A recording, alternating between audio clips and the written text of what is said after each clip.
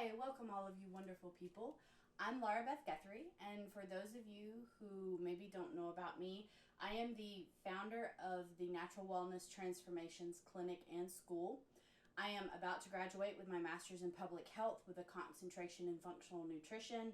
I am a trained herbalist, and I've started my PhD on natural medicine. So welcome. I'm excited that you found us. Today, this is kind of the part 2.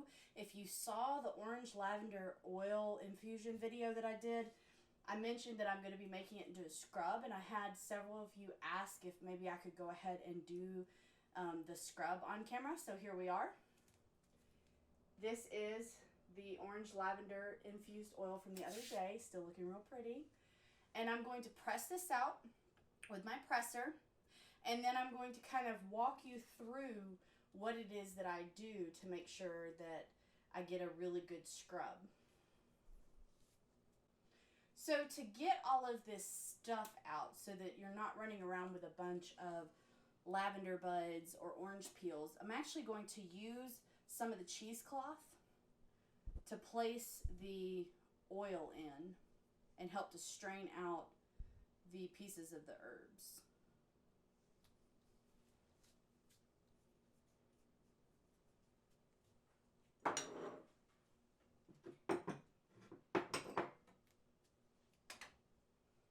This is how you know I'm in quarantine. All of my dishes are in the dishwasher right now.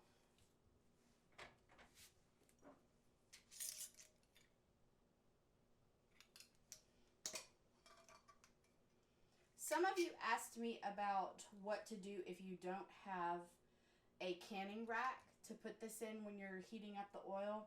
You can use the tops of canning jars like this and put a row in the bottom and then set your jars on top of that. If you don't have enough of these canning lids to do that, I encourage you to go ahead and splurge for a canning rack. I'll put the link in the comments.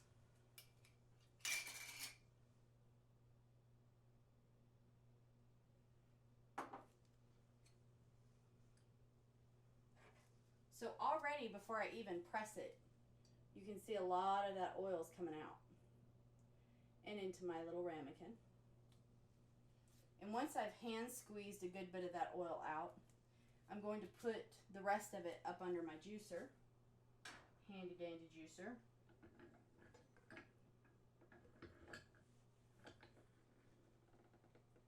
And I'm just going to squeeze the rest of it out.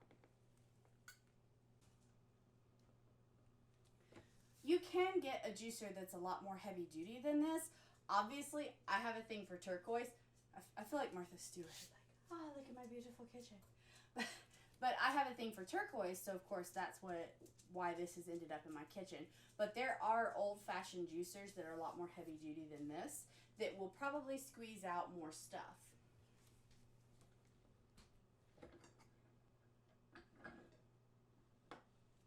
So once you're done, you can see I've still got a good bit there in the bottom that came out. I'm going to pour that in with the rest of it. If you're doing several rounds of things, always make sure that your press is dry completely before you're using oil, because remember, we don't want any water in with the oils. We want it to stay separate because water will make the oils go rancid faster.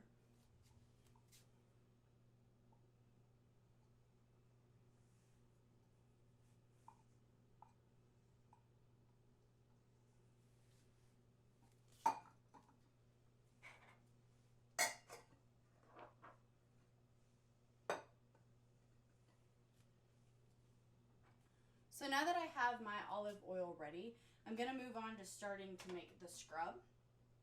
And I'm going to start with some of the coconut oil and the salt and sugar. I am using both Himalayan salt and sugar today because my sugar is extra fine and the Himalayan salt is much chunkier. And so that will give it kind of a double layer of exfoliation. Whereas if I just use chunky sugar or salt, it wouldn't necessarily be as exfoliating. I'm going to do it in my little mason jar. Y'all know that I love these little short squat things. This actually holds a good bit of fluid. It's very wide, even though it is short, so it actually holds a good bit more than it looks like it would hold.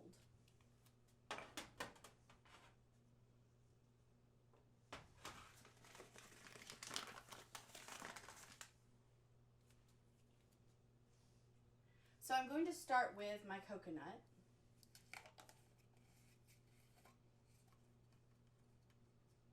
It's always satisfying, the very first scoop you get out of coconut oil.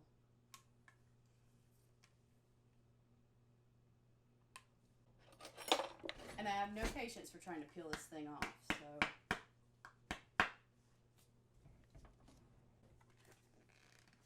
Just make me a little hole in it.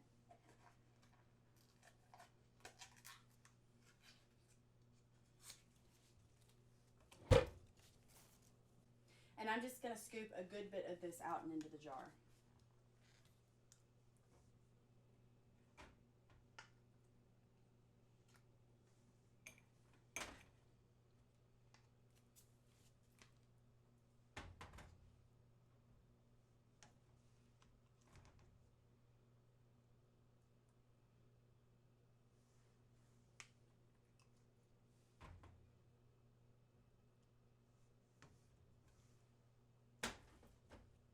Now I'm going to add in some of the salt and the sugar.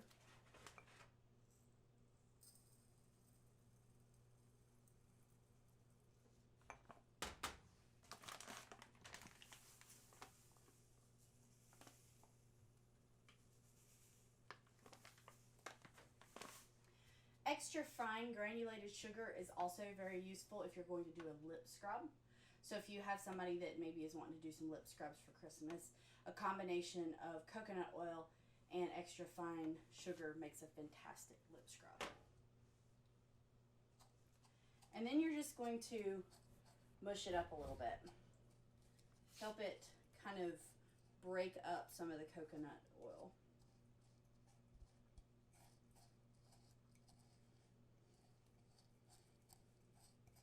Once I've done this for a few minutes, I'm going to start adding in some of the olive oil.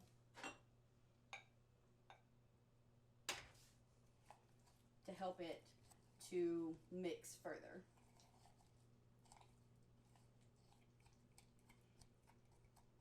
Because the coconut oil is effectively solid at room temperature, it helps this keep from becoming extremely liquidy.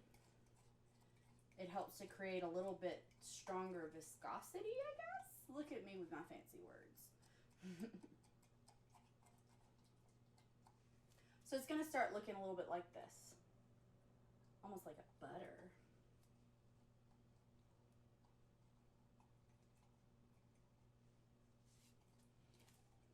And once I've got it kind of broken down a little bit, got it whipped up a little, I'm going to start putting some of the essential oils in it. Actually, since I have a little more olive oil, I'm going to add some more coconut oil and some more olive oil, sugar, and salt, and kind of make a little bit more than what we've already done. Notice I'm just eyeballing this, but you know, you just have to play with the ratios that you like. You can go online, find all kinds of different recipes for the ratios that maybe are better or worse or whatever it might be.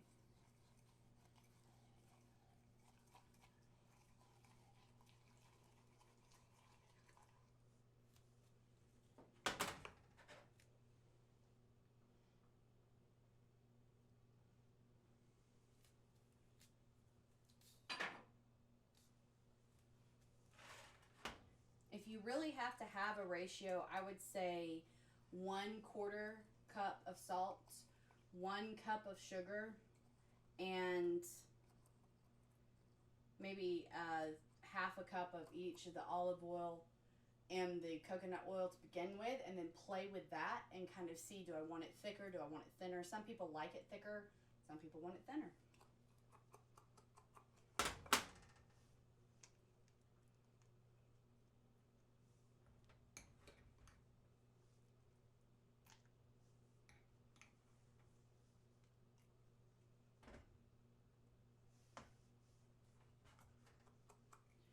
Again, a lot of this we're just playing with consistency and ratios till we find what we want.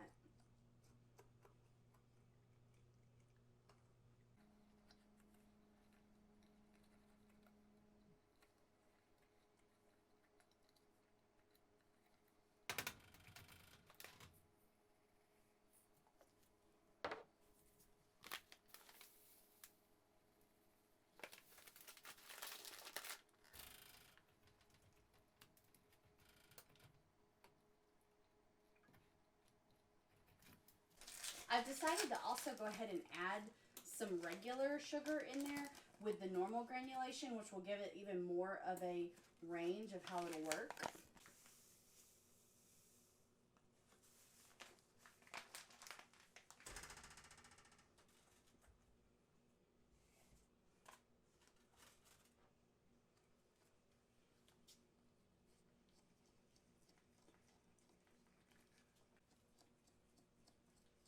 So if you want it more runny, you add more oils.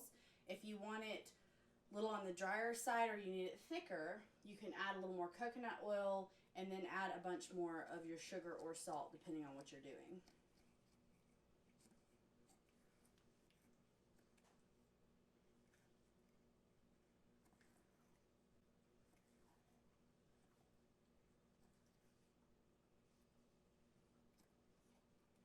You could technically break up the oils a little faster in a food processor, but I tend to like doing a lot of this by hand when it doesn't take a whole lot of extra time, just because I think that adds a little bit something to it. And you know, I'm a Reiki master, so part of what I do at this point is infuse some energy and that kind of thing into the mix. All right, now that it's kind of mixed up a good bit, I'm going to add the essential oils in. I've got as much as I want, and I can add the oils in, and that'll add to it. A lot of the times, people in these recipes are suggesting way more essential oils than is necessary to get a good smell from them. You don't want to use a whole lot of essential oils at any given time, because then you can risk causing somebody to become sensitive to the oils, and they may get to a point where they can't use them anymore.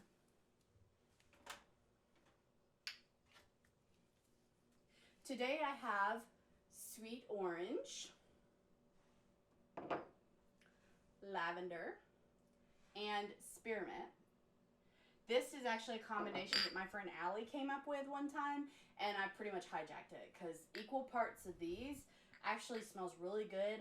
I like using the spearmint instead of peppermint because it's not as sharp. It's got kind of a smoother scent to it, if that's such, you know what I mean. Spearmint is very good in the same ways that peppermint is good a lot of the times. Very soothing, very relaxing and calming.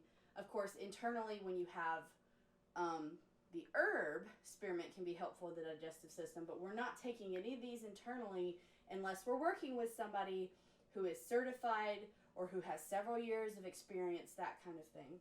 Lavender is one that's highly, highly studied. There's all kinds of things that show that it can be helpful at reducing pain.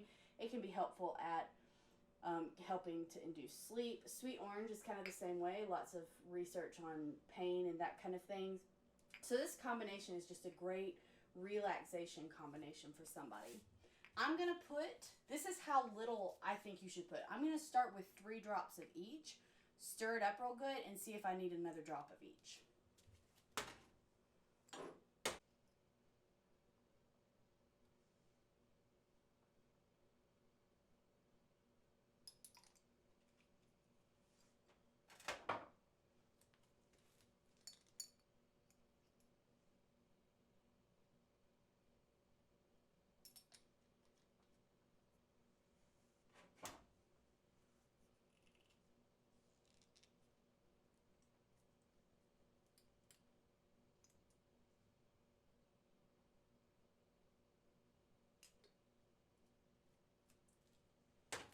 Remember that we've also already infused lavender and orange peels into the olive oil. So there's already a little bit of the aromatic properties, already some of the benefits from those particular herbs. And I have spearmint. I could have done all 3.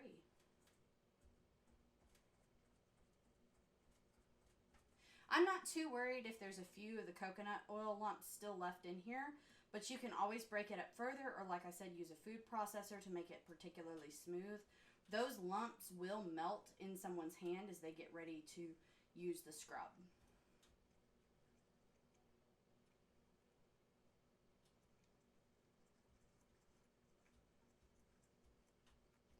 Best blending practice is actually to blend the essential oils in a separate container and then put them into your scrub.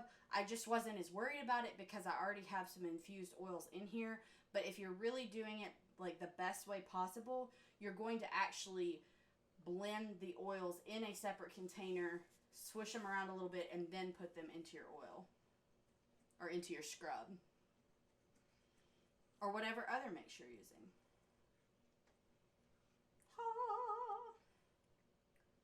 Sorry, y'all didn't ask for that, but I'm super excited.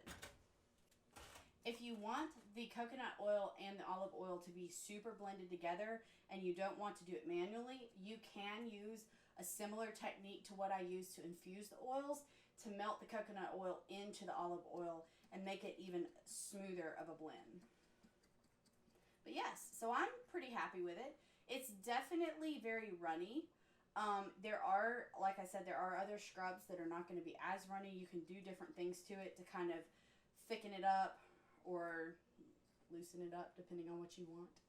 But I'm ready to put it in its container.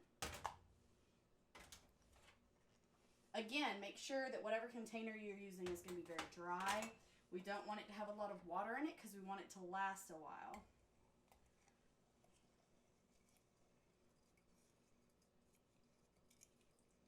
A lot of the times you're going to see some separation unless you're using a very, very dry formula.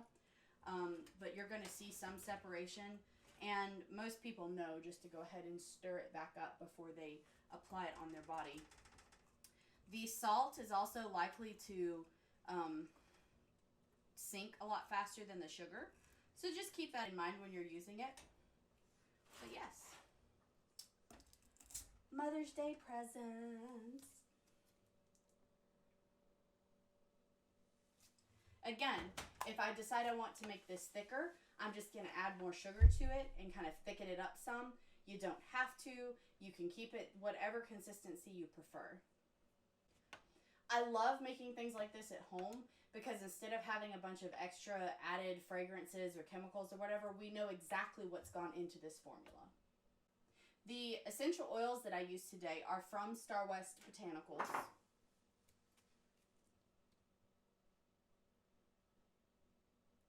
I want to say their website is starwest-botanicals.com. I prefer for my clients to use Nature's Sunshine's essential oils because they have smaller bottles. These are 4-ounce bottles. I do their wholesale and I get a really good discount because I'm a business. But the Nature's Sunshine oils tend to be a little less expensive if you're just needing a little bottle of them. So if you're interested in Nature's Sunshine, you need some help with that kind of thing, get in touch with me. You have my contact information. Check out naturalwellnesstransformations.com. Click on consultation if you're ready for a consultation. If you're wanting to check out the podcast, click on podcasts. You can go to the online learning page and see some of the classes and things that I offer online. Follow us on Facebook. Follow us on Instagram under Natural Wellness Transformation instead of shun. Somebody else had the plural of it, so I had to get the singular form, Natural Wellness Transformation on Instagram. Click subscribe. It's probably over here. I think it's over here. So click subscribe and make sure that you're getting the updates. I'm going to be updating every few days. Let me know what you would be interested in seeing. I've seen a Brad Mondo video. Yes, by the way, my hair is purple. I have played with my hair, quarantine hair. And I've been watching all the Brad Mondo videos, and he did one on different supplements and natural things that you can use to grow your hair.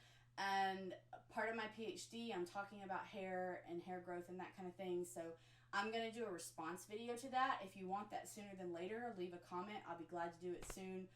But I've got some other cool stuff coming up.